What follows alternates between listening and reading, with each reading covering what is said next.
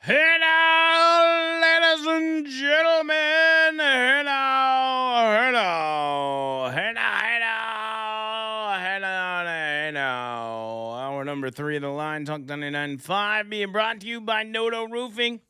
Noto roofing.com, notoroofing.com, your roofing company. Call them up, let them know you want a free roof inspection and complimentary roof tune-up. Ba-da-bop-bop-bop. Little jingle for you. Make sure you reach out to them. Let them know I sent you. Best of the best. Serious business. No obligation. Just getting your roof checked out. That's all you're worried about right now. If you got problems, then you got problems. They'll help you deal with it. Help you file the insurance claim and everything else. God forbid you need a new roof, but maybe you do. If you do, you got the best company to help you out with that. Roof problems turn into other problems. And so if you see cracks in the ceiling, you see, damage on the, upper outside of your house. Maybe even notice like some of your gutters separating from your house. If that's the case, could result in roof problems. Water gets down behind there and starts rotting out the wood and stuff like that. I actually had that happen at my house. Noto came out there and fixed it, made it look brand spanking new. Seriously. So get with them. 205-848-2299. That's 848-2299 online, notoroofing.com. I can't stress this enough, guys.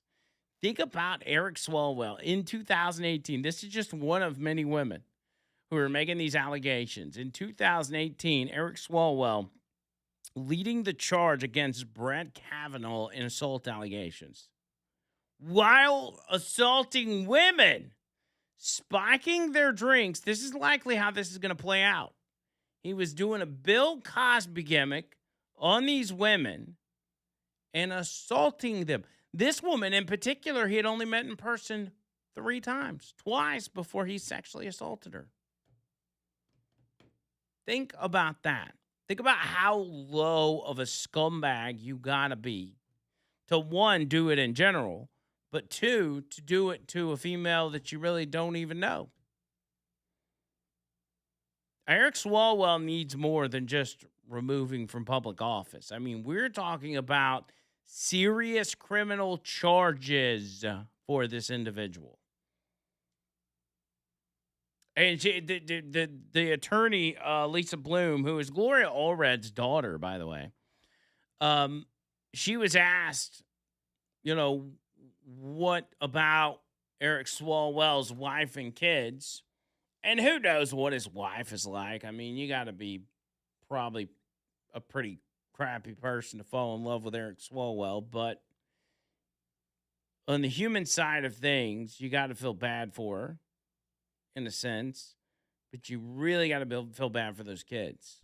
Yeah, I mean, if he's able to fool all of his close friends and allies and all that, probably pretty good at hiding, or maybe she just didn't want to know. And I mean, he's a narcissist big time, and they're so good at lying. Big time. This dude's a real grade A sleazebag. And here's the other question where really accountability needs to come in, is that the Democrats in Congress, and probably some Republicans, knew about the sleazebagginess of Eric Swalwell. This was not some secret that he may have fooled his wife. He may have fooled his close friends and family. I doubt it. But in Congress, it was known about. You've heard some of the stuff with George Santos, who has come out and talked about the debauchery that goes on in Congress. He talks about the cages down in the basement. We've seen staffers getting taken to Pound Town and S&M bondage in hearing rooms. We know the kind of stuff that goes on there. And the people that work there know about the kind of stuff that goes on there. Eric Swalwell's history of sexually assaulting women was probably very well known in Congress. And it's why a very few congressmen and women, Anna Paulina Luna, one of them, coming out and trying to hold some of these people accountable and the majority of Congress would never advance this legislation or advance these rules because they all knew who was involved with it. They wouldn't. They would just kill those bills right off the bat. They'd send it to the committees. The committees were filled with people that were sexually assaulting others, and then the rules would just die and go nowhere. And so for somebody in Congress to come out, especially somebody well-to-do in Congress like, say, Nancy Pelosi, if they were to come out and say, hypothetically, say Nancy Pelosi is asked about Eric Swalwell, and if she knew, there's no way she could say no, that she didn't. Oh, wait. Nancy Pelosi was asked about Eric Swalwell? Oh, what'd she say? Some Republicans and others are saying that Democrats turned kind of a blind eye, that they knew what he was up to or what the allegations were. That is absolutely positive. It's true that they may say that, but it is absolutely not true. You had no idea? None whatsoever. None whatsoever. I had none whatsoever. What happens in California now? He was in many of the polls, the leading candidate. Yes, he was. That's gone. There's an army of candidates out there. And California has this quirky law, because it's ranked primaries, right, where you could end up with 2 Republicans on the ballot. Well, it is. How does that? I agree that it is a quirky law. I do not agree that there'll be 2 Republicans at the top. Yeah, because we just got rid of Eric Swalwell. So now the Democrats can give him the ticket. Just retire already, Hag. So not only is Nancy Pelosi one of the top dogs in Congress, and has been for decades, not only that, but she's from California. She knows the California politicians probably better than anybody else in Congress. But she had no idea Eric Swalwell was a sleazebag. Had no idea. No idea. Come on, dude. You knew. Nancy Pelosi knew. Democrats knew. They all knew. That's why this is out in the public. Again, it was probably Democrats that went to these accusers, went to these victims, and said, hey, now's the time to bring it up. Now's the time to go ahead and say, Eric Swalwell sexually assaulted me. He drugged me and he raped me. And bring them all out of the woodwork, because we might as well throw Eric Swalwell in prison. He's no use to the Democrats anymore. He became a burden. You're only useful in the world of Democrats. You're only useful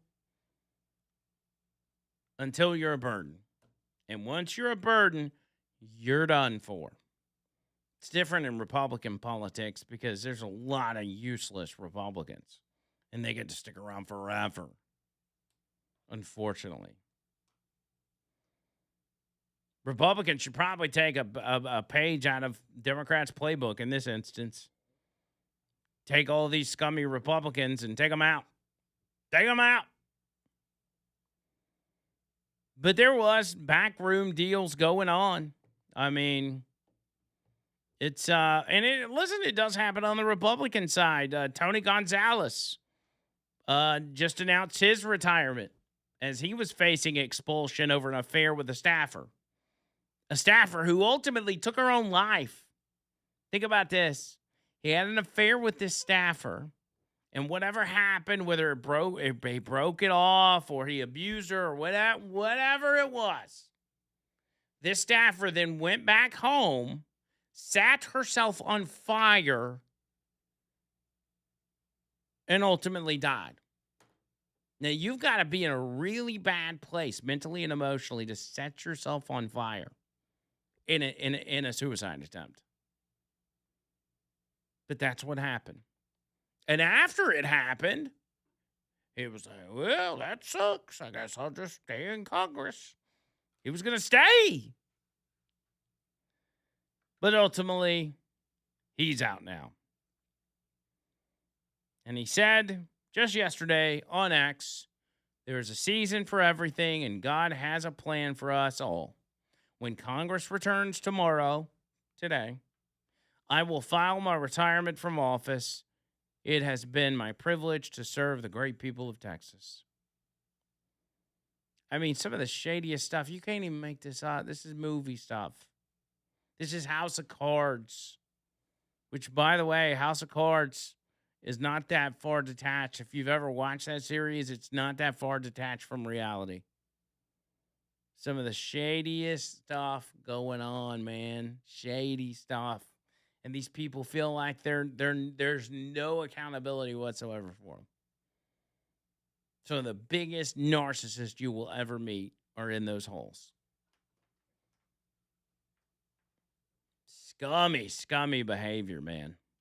All right, your phone call's coming up next. 205-545-9950. 545-9950. The line, Talk 99.5.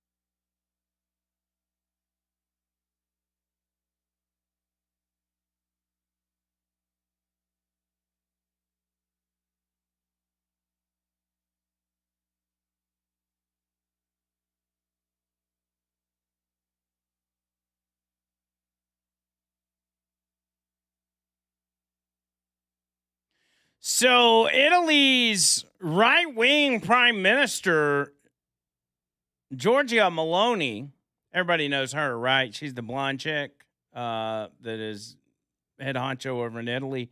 Apparently, she's at the White House today, and I don't know. I don't think we have video of it. Maybe video will come out, but or maybe she wasn't at the White House. Maybe she just made comments online. I guess maybe that's what it was. She attacked Donald Trump on the Pope. She said his attacks on the Pope were unacceptable.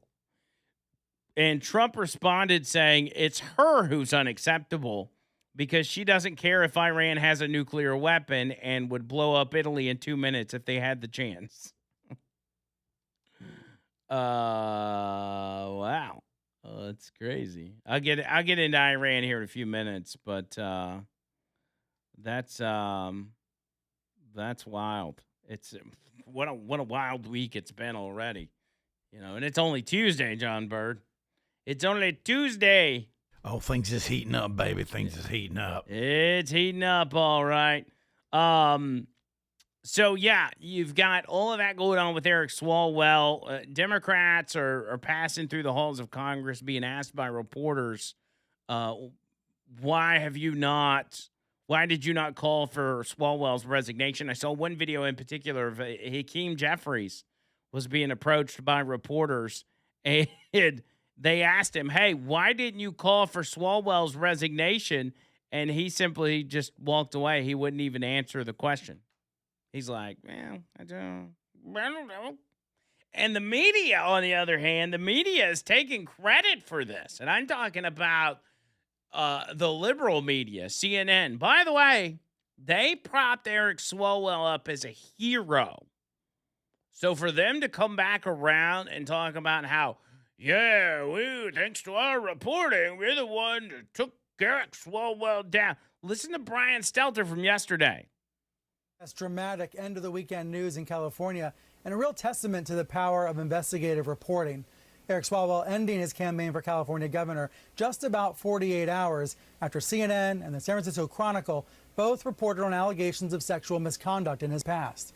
Taken together, the stories portrayed an abuse of power by the California congressman, who was, until Friday, a leading contender in the race to replace Gavin Newsom as governor. Yeah, thanks to our reporting. We really took this guy down. Good for us. Potato Head Brian Stelter's like, good for us. We did such a good job. Somebody tell us.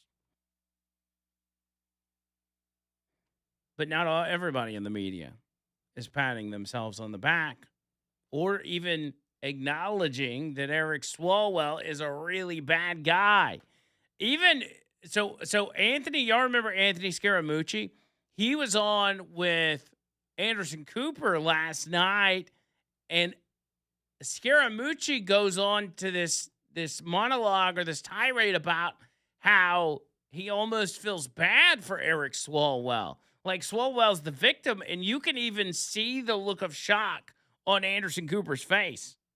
I just got to ask you first about Eric Swalwell announcing he's leaving Congress. Well, listen, I'm gonna play to the human side of that story with his wife Brittany and his 3 children. I would just say to Eric, get this thing fixed up at home the best he possibly can. I think it was very smart for him to leave the Congress and the race behind him, but work on your personal life, And by the way, my heart goes out to him. You may remember this when I got fired from the White House.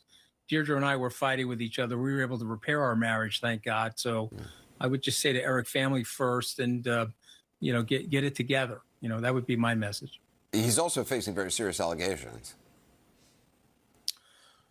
Well, listen, it's hard for sometimes these politicians, Anderson, but get more honest more quickly. I listened to your last interview. He was denying, and now he seems to be widening the level of truth, if you will. And I would just tell him, get the truth out there. Yeah, my heart goes out to Eric Swalwell. Just, clean it up a little bit. Get your life together and everything is going to be all right. What a scummy people in Washington, D.C., man. It's amazing. It's absolutely amazing.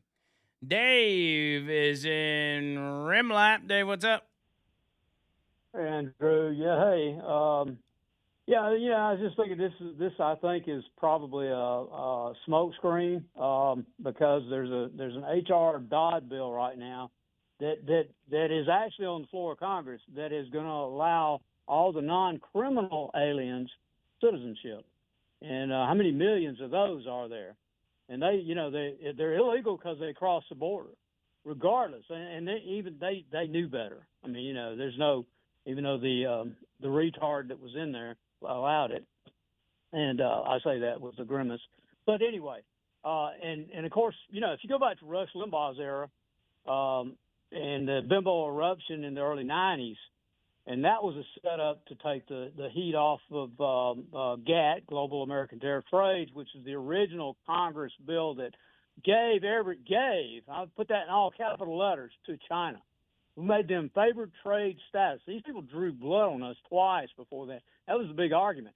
And then immediately that thing, because of all the people mad as hell about it, the protesters, they took it to the Supreme Court. I mean, the United Nations. It was called the WHO or something like that. Anyway, they just changed the name of it.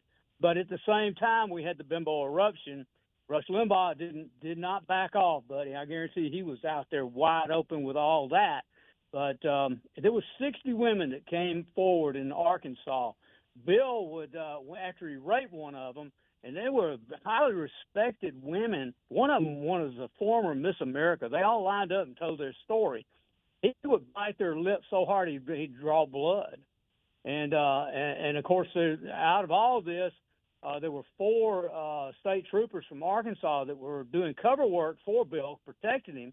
2 of them died at Waco mysteriously, and then 2 of them mysteriously died by committing suicide, shooting themselves in the back of the head. I mean, that's out of the 69 deaths. And, everybody's so sympathetic about Hillary. Oh, she was such the crying wife over this deal. She's a bigger freak than Bill. I mean, this woman is read Ruby Cowell's book. My God, where have we gone? You know, this goes back to after World War II. We did away with Blackstone law. That's the Christian epic of our governing, and it said that if you raped a woman, even statutory rape, you could get the death penalty. You know, we've gone way beyond that now. And what was it? Norman Rockefeller and George H. Bush. They created the Ms. magazine in 1970, and they asked them. And this is all about the sexist garbage. And abortion had come in all at the same time.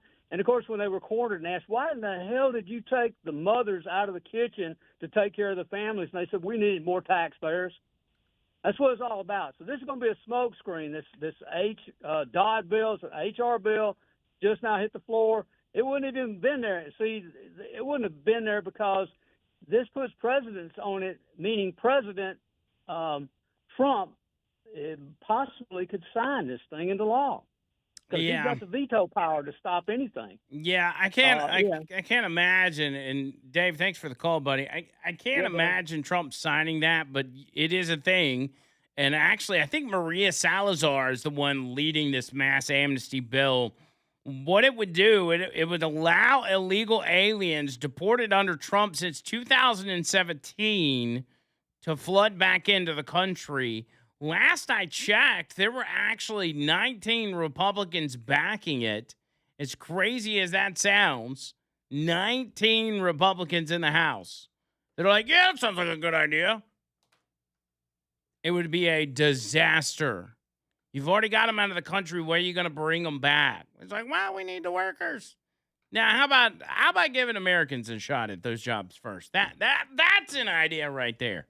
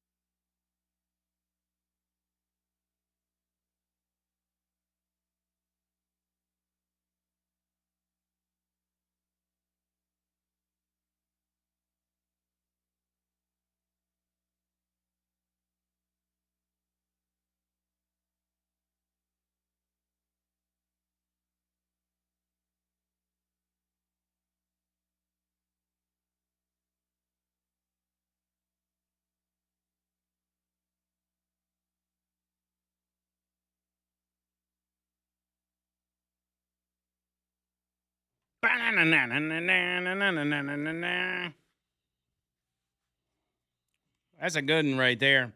Yeah, it is, man. One more thing about Eric Swalwell. I mean, he very well may be. How do I say it? Very well may be going to prison. I think so. I'm looking at comments now. Democrats are coming out and speaking out. I just saw Gallego, whatever his name is, out of Arizona. He's like, he lied to us. Eric Swalwell lied. There's new revelations from Congress that claim that there were girls involved that were underage. Underage. That would make Swalwell not just a sexual abuser, a rapist. It would make him a pedo. Anna Paulina Luna dropped receipts and says Eric Swalwell may end up in jail for serious sexual crimes. More incriminating information on Swalwell is coming out imminently. The video of Swalwell with an alleged hooker in a hotel room is 100% real, not AI. The person filming it may have been an underage female. And how many times has Eric Swalwell talked about the Epstein files? The Epstein files. That's what, for everybody that's had their focus on the Epstein files and Donald Trump all along, they've given no attention to the actual pedos that have been in Congress. You've actually been teaming up with these individuals and been like, yeah, Donald Trump's had the Epstein files. Come on, man.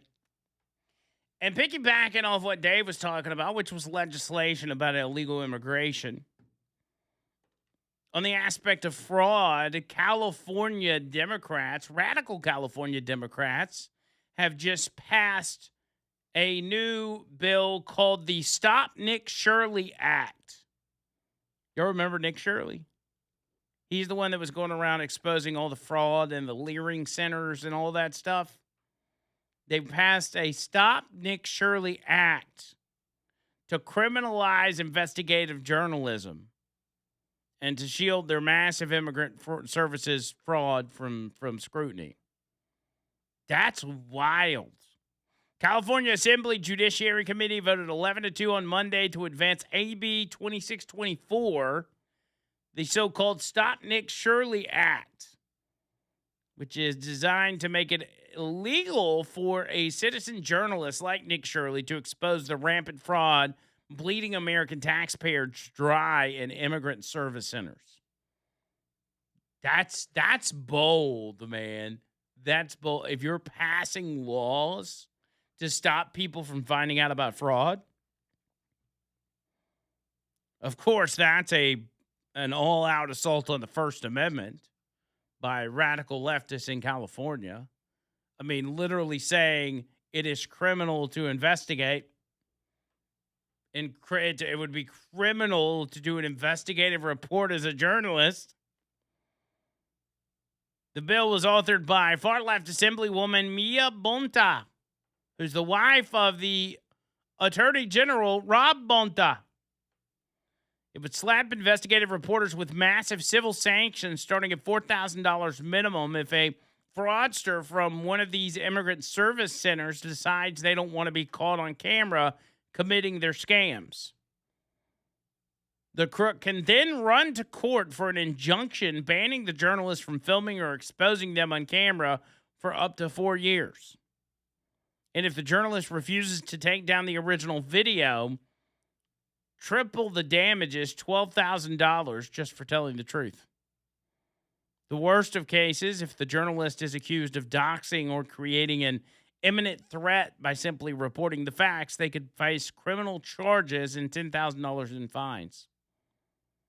The bill classifies legitimate investigative journalism as harassment when it targets these immigrant service centers, like the fake Somali daycares and Los Angeles hospice operations that Nick Shirley has been courageously exposing. California State Assembly member Carl DeMaio is among those raising urgent concerns about the legislation, warning that AB 2624 represents a dangerous escalation in government efforts to control investigative reporting. Well, at least there's one guy against it. Nick Shirley blew the lid off over $10 million to $110 million in Somali daycare fraud in Minnesota back in December. Empty facilities billing taxpayers while kids were nowhere to be found. He faced death threats and doxing for his work, which were reported on extensively. That's what's crazy is this bill is talking about harassment that could cause danger to the immigrant care facility workers, yet the person that's faced the death threats and the doxing has actually been the reporter. Why don't you make a bill that protects the reporters instead? I thought the Democrats were all about freedom of the press, protecting whistleblowers, protecting the journalists and the media. They don't care. They don't care. 205-545-9950. That'll get you in. 545-9950. On the text line, Bubba Rumble says the Cesar Chavez cover-up dwarfs the Eric Swallowswell scandal in both scope and scale. Chavez was and still is a Democrat demagogue, and the lefty libtard lamestream media won't dare touch that story. Yeah, they absolutely won't. Josh says California needs to just go on and fall off in the ocean. It's a lost cause. Alex says, who are the 19 Republicans? Let's see if I have a list for you.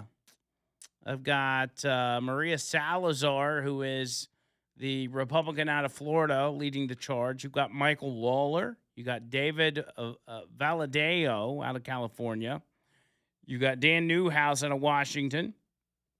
Mike Kelly out of Pennsylvania. Brian Fitzpatrick out of PA. Gabe Evans, Colorado. Marlon Stutzman out of Indiana. Don Bacon out of Nebraska. Young Kim, which sounds like a rapper, out of California. Mario Diaz-Balart out of Florida. James Beard out of Indiana. Lloyd Smucker out of Pennsylvania. Kimberlyn King Hines is MP at large. What is that? The Northern Mariana Islands. James Moylan out of Guam. Monica De La Cruz out of Texas. Nick Layloda out of New York. Neil Dunn out of Florida. Jennifer Kiggins out of Virginia. And Zachary Nunn out of Iowa. Most of which people really don't even know or not familiar with. But those are the 19 that have claimed support for this bill. We'll see how that goes. Sean says, I want one of, let me pull this back up. I want one of our members of Congress to bring forth censure or some process to strip these pieces of pensions and whatever other lifetime benefits they are supposed to be eligible for. Jail isn't enough. Retiring in disgrace isn't enough. Add treason charges to Swalwell and execute the toughest sentence for the crime. We know what that is, but Republicans don't have the balls to do it. Let's hope so. Austin says, according to Spacey, Bill Clinton said, Kevin, I love that House of Cards. I mean, I love it. Kevin, 99% of it is realistic, end quote. Did Bill Clinton say that about House of Cards? He probably did. I mean, he's right. You see what happened to Spacey. Fred said any congressperson guilty of sexual assault should have their pension stripped. What is the status of Eric Swalwell's pension? As he resigns from Congress, I guess he loses that, right? And if not, Congress should act on that, obviously. but hopefully he'll be in prison and his pension will be irrelevant. Michael says betting to Swalwell is the only Democrat that can define what a woman is. He knows well. Richard the Cop's on the line. Richard, what's up, bub? I know Dixon calls you Skippy. What's that? You're kind of choppy. I think you're on your Bluetooth. Yeah, I know why Dixon calls you Skippy. Why? Several months before JB came back, you and Kerry were talking something about peanut butter for quite a long while. We were talking about peanut butter. And you said Skippy was your favorite kind of peanut butter. Did I? I don't know that I've ever even had Skippy peanut butter. I promise you, that's what y'all were talking about one day. That would make sense. Peanut butter or what it was, but that's about the time he started calling you Skippy.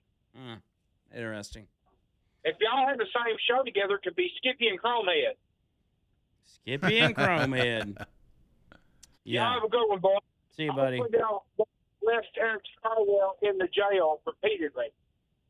Yes, I agree. All right. See ya. We gotta get Richard the Cop off the Bluetooth because the last few calls he's had has been real choppy. Yeah. I don't even know if I've ever had Skippy peanut butter. I don't know. I don't remember saying that. Well, you may have just said it just to be cool. I mean, I do. I love peanut butter, but the peanut butter I always go with is it Peter Pan honey roasted? Oh, that sounds good. Yeah. That was the one I had been doing a lot as of late. But Peter Pan, Jeff, I think that's really the only two I've gone with. Yeah. I mean, I've probably had Skippy, but Skippy was never. Yeah, I think Skippy's like third place is what I would think, and then Peter Pan second, and then Jeff first, mainly because they were the first. They were the first to come out. Mm-hmm. Major brand. Yeah. Yeah, I don't remember saying that, but again, whatever. It's all right, Skippy. Yeah, it's all right, Skippy. Don't worry about it. 205-545-9950. U.S. blockade ramping up. Economic pressure on Iran. We're going to talk about that when we get back. It seems to be working out in our favor. Imagine that. Imagine Donald Trump knew what he was doing this entire time.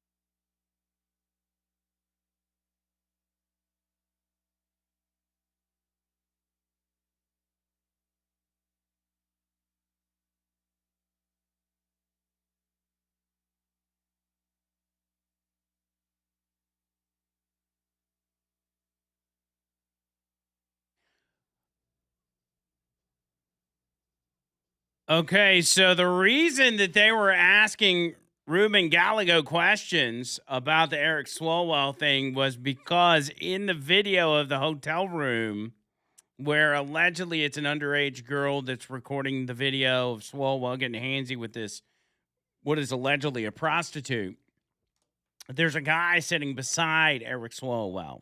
So, like, on the other side of the prostitute, right? And some people are speculating that it's Ruben Gallego.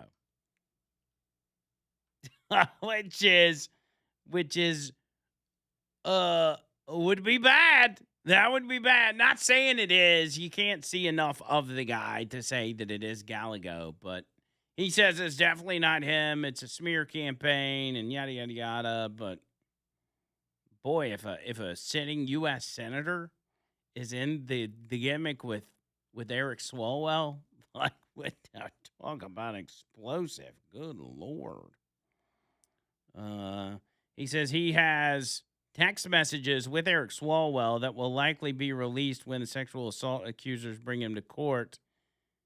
He said they're what did he say? Senator Ruben Gallego announces he has text messages with Eric Swalwell that will likely be released. Well, the reporter said he called you his best friend. Gallego says any legal proceedings will be released.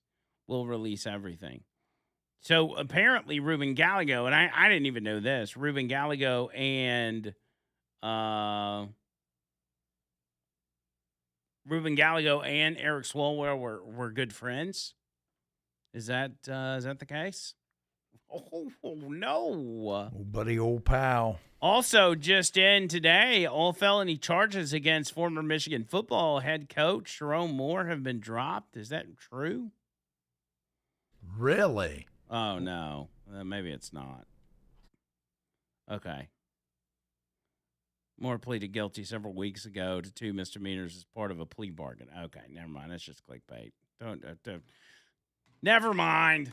That's what I get for just reading something on the internet and thinking it's a breaking news. You got to be careful with that, by the way. Especially now with the bots, man. Good gosh, and AI. Yeah. I forgot that Jerome Moore I think he reached a plea deal. So he's just, anyway, a lot of scandalous stuff going on out there. It's hard to keep up with. Let's see. Let's go with Chuck Davis, shall we? ChuckDavisLaw.com. Speaking of being in trouble, you probably need some representation. Eric Swalwell's going to need a good attorney for his divorce because I got to imagine his wife is going to absolutely nail him to the wall. If you are dealing with divorce, custody, these things are awful. They're such a headache to deal with, and they get downright nasty at the end of the day. Even if there's not some sort of big scandal, you could just be amicably breaking up, and still one side or both sides ends up wanting to get sideways on the deal. And it's my biggest piece of advice when it comes to divorce is whether you're the husband or the wife, if your spouse or soon-to-be ex-spouse says, hey, we can do this without having to go through a bunch of legal stuff, I think we can agree to certain terms and just, make this a clean break, and just, get along. Don't trust that. Do not trust that. That's the old rope-a-dope. They're lying to you. There's not going to be a clean break because family members or friends are going to get in that person's head and they're going to say, no, you need this, you need that.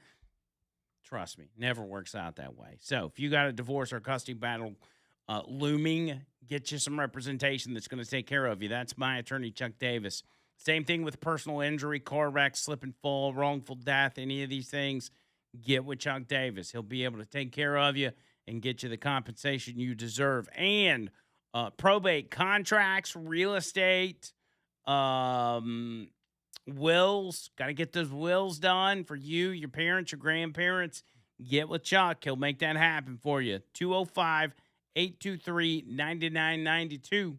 That's 205-823-9992. And online, ChuckDavisLaw.com. ChuckDavisLaw.com. That's ChuckDavisLaw.com. No representation is made that the legal services provided are superior to the legal services provided by other lawyers. So Iran, let me move over to Iran. They're at a breaking point. We have blocked the Strait of Hormuz, and we are deciding who can and can't come out of the strait. Essentially, if you're coming from an Iranian port with oil, we're telling you to turn it on back around and just hang out in the Persian Gulf. We're not letting you through. We're running the show now because Donald Trump called Iran's bluff. Iran says if you start going through the Strait of Hormuz, we've got mines, we've got missiles, we got all these different things, and we're going to attack you. So Donald Trump said, I wonder if they'd actually really do that. So let's give it a shot. Went through the Strait of Hormuz with a couple of our ships. They did nothing. And so the blockade began yesterday, as you know. Now, within 10 to 14 days, Iran is going to max out its oil storage, which means the oil wells will have to shut down. They won't be able to produce any more oil. They're certainly not selling it, but they've only got so much storage capacity before they just have to stop pumping oil. And that is going to be a big problem for Iran. They've got multiple ports on the Gulf there. And I think there's one port that's on the other side of the Strait of Hormuz, but that's not going to make a difference. It's not going to make a dent. They can use that and put, out a trickle of oil to the rest of the world, to China or whatever, but it's not going to make a difference. So if oil wells have to shut down in Iran, it causes more damage on top of the economic damage caused by Donald Trump's blockade. This could trickle down into daily life soon. Really bad news for the regime because, again, remember where we started. The Iranians were in the streets saying, we're tired of living this way. We're going to fight back. And if the economy outright collapses in Iran and there's nothing left, you can expect the people of Iran to take to the streets yet again. We're now in day 2 of the blockade. Several dozen Iranian ports are 100% choked off by the new U.S. Navy. We have the cards.